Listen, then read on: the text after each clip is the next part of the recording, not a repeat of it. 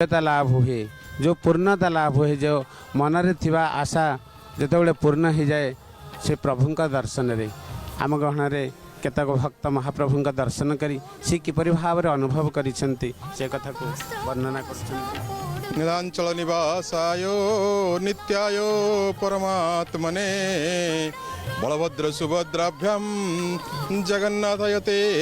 नमः। जय जय जगन्नाथ, जय जय जगन्नाथ, जय जय जगन्नाथ। वास्तविक आज आमे ठीक साहण मेला समय रे अर्थात भोर 5टारू 6:30 जो प्रकृत समय थिला प्रभुंकर दर्शन लाभ कलु। आमे ऑफिशियल तरफ 12टी जिल्लार प्रतिनिधि आमे आज एठारे जो दर्शन कलु कृपा लाभ कलु प्रभुंकर माँ लक्ष्मींकर कृपा लाभ कलु पार्श्व देवतांकर कृपा लाभ कलु एवं जो आनंद बाजार रे ठीक समय आमे पहुंची सेठारे प्रसाद टे पाइलु प्रभुंकर ए जो दिव्य अनुभव ए अनुभव वास्तविक बयान करी हबो नाही। प्रभु को एते पाखरो दर्शन करिवार जो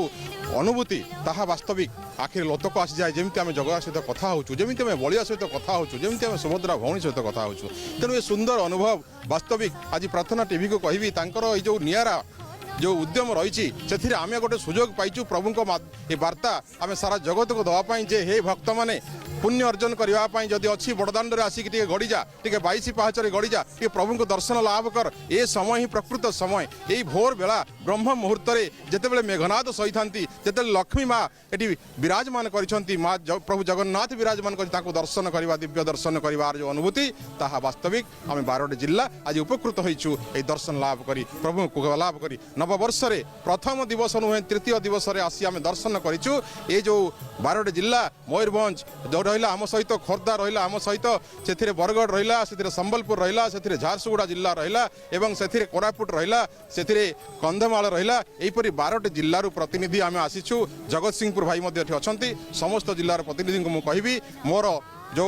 सहित से आसी आज दिव्य दर्शन कर प्रभुंकर से आम अनेक अनेक कृतज्ञ प्रभु निकट में एति कृपा करी प्रभु जगत कल्याण करंतु जगतर नाथ सी विषय कौन बा वर्णना करी। जय जगन्नाथ, जय जगन्नाथ, जय